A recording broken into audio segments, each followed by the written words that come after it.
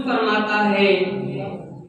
ام المؤمنین حضرت اما عائشہ صدیقہ رضی اللہ تعالی عنہما فرماتی ہیں کہ حضور کریم صلی اللہ تعالی علیہ وآلہ وسلم کا بستر ایک چمڑا تھا جس میں کھجور کی چھال بھری ہوئی تھی۔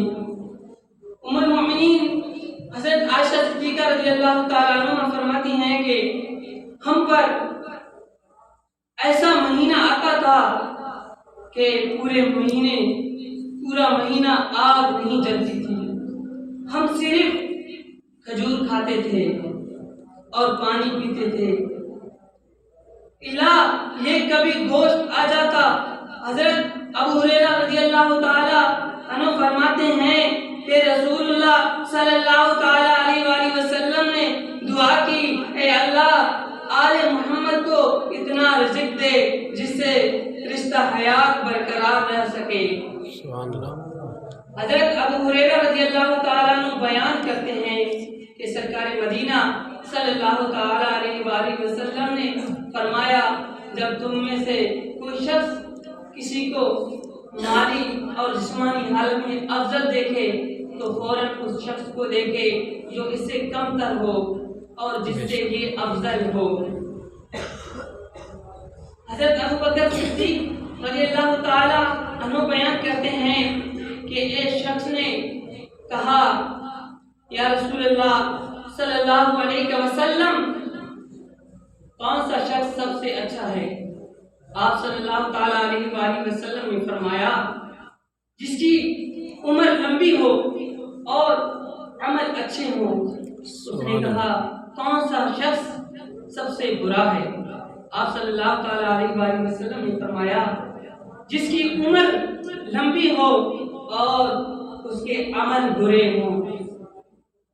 حضرت ابو طلحہ رضی اللہ تعالیٰ عنہ بیان کرتے ہیں کہ ہم نے رسول اللہ صلی اللہ تعالی علیہ وآلہ وسلم سے بھوک کی شکایت کی اور ہم نے اپنا پیٹ کھول کر ایک ایک پتھر بندھا ہوا دکھایا تو رسول اللہ صلی اللہ تعالی علیہ وآلہ وسلم نے اپنے پیٹ سے باندھے ہوئے 2 پتھر دکھائے۔ سبحان اللہ۔ بے شک سرکار مدینہ صلی اللہ تعالی علیہ وآلہ وسلم نے ارشاد فرمایا، دنیا مردار ہے اور اس کا طالب یعنی طلب کرنے والا کتا ہے۔ برادران ملت، دنیا واقعی ہی مردار ہے، قابل اجتناب ہے۔ جو لوگ دنیا میں منہمک ہو کر آخرت کو بھول گئے ہیں ان کو ہوش کرنی چاہیے۔ دنیا چند روز ہے، دنیا فانی ہے، دنیا بے وفا ہے، دنیا نہ رہنے والی چیز ہے۔ دنیا کی مثال ایسے سمجھو جیسے کشتی کے لیے پانی ضروری ہے، پانی نہ ہو تو کشتی کا تیرنا مشکل ہے، مگر یہ پانی کشتی سے باہر رہے تو کشتی کو تیرائے گا۔ اگر یہی پانی کشتی کے اندر داخل ہو جائے تو اسے لے ڈبوائے گا۔ اسی طرح دنیا انسان کے لیے بھی ضروری ہے۔ اگر پیسہ نہ ہو، دولت نہ ہو، دنیا نہ ہو تو حج کیسے کرے گا، زکات کیسے دے گا، فطرانہ کیسے دے گا، غریبوں کی خدمت کیسے کرے گا، مسکینوں کی مدد کیسے کرے گا؟ تو گویا روپیہ، پیسہ، دولت، سونا، چاندی یہ نیکیوں کے حصول کا ذریعہ ہے۔ اگر قارون کی طرح دنیا کی محبت دل کے اندر داخل ہو گئی تو سمجھو بیڑا غرق ہے۔ اس دنیا فانی میں مشغول ہو کر آخرت کو بھول جانا بہت بڑی غفلت ہے۔ مولانا رومی فرماتے ہیں، آب اندر زیر کشتی پشتی است، آب در کشتی ہلاک کشتی است، یعنی جب تک پانی کشتی کے ارد گرد ہو تو وہ کشتی کو چلاتا ہے اور دھکا دیتا ہے، لیکن وہ اگر پانی کشتی کے اندر داخل ہو جاتا ہے تو وہ ڈبو دیتا ہے اسے۔ جب اللہ تعالیٰ کسی بندے کو اپنی طرف بلانا چاہتا ہے تو اس کے لیے اسباب بھی پیدا کر دیتا ہے۔ سبحان اللہ۔ شیخ فرید الدین عطار رحمۃ اللہ تعالی علیہ ولی کامل اور مشہور معروف بزرگ تھے. آپ عطر کے بہت بڑے تاجر تھے. عطر اور دوائیوں کی بہت بڑی بازار میں دکان تھی. کاروبار پورے ملک میں پھیلا ہوا تھا. ایک دن دکان پر بیٹھے ہوئے تھے. دکان عطر کی شیشیوں اور دوائیوں سے بھری ہوئی تھی. ایک درویش مجذوب دکان کے اندر داخل ہوا اور دکان کو دیکھنے لگ گیا. کبھی ادھر دیکھتا ہے, کبھی ادھر دیکھتا ہے, کبھی ایک شیشی کو دیکھتا ہے, کبھی دوسری شیشی کو دیکھتا ہے. شیخ فرید الدین رحمت اللہ تعالی علیہ نے اس سے پوچھا, تم کیا دیکھ رہے ہو؟ یہ شیشیاں دیکھ رہے ہو تو تم نے کچھ خریدنا بھی ہے؟ اس نے جواب دیا, نہیں, مجھے کچھ نہیں خریدنا, بس ویسے ہی دیکھ رہا ہوں.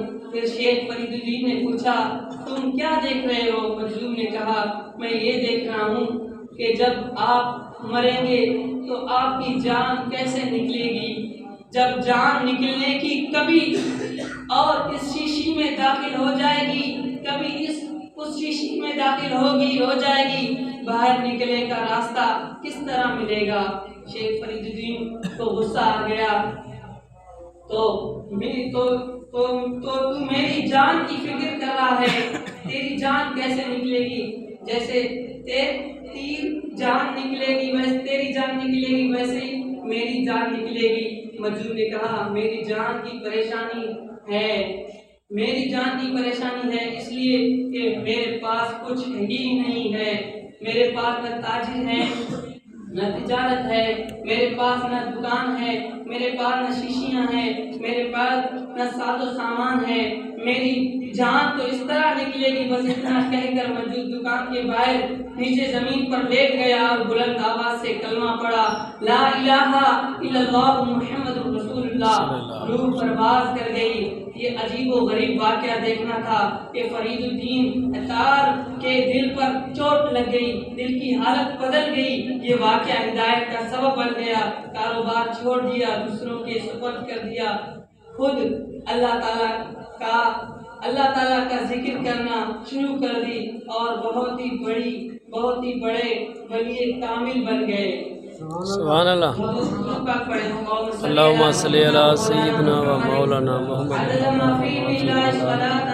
صلاۃ دائمۃ مولانا رومی مثنوی شریف میں حضرت ابراہیم ادہم رحمۃ اللہ تعالی علیہ کی ایک حکایت لکھتے ہیں کہ ابراہیم کو شاہی محل میں شاہی تخت پر لیٹے ہوئے تھے کہ چھت پر کسی کے چلنے کی آواز آئی. آپ نے فرمایا, کون ہے؟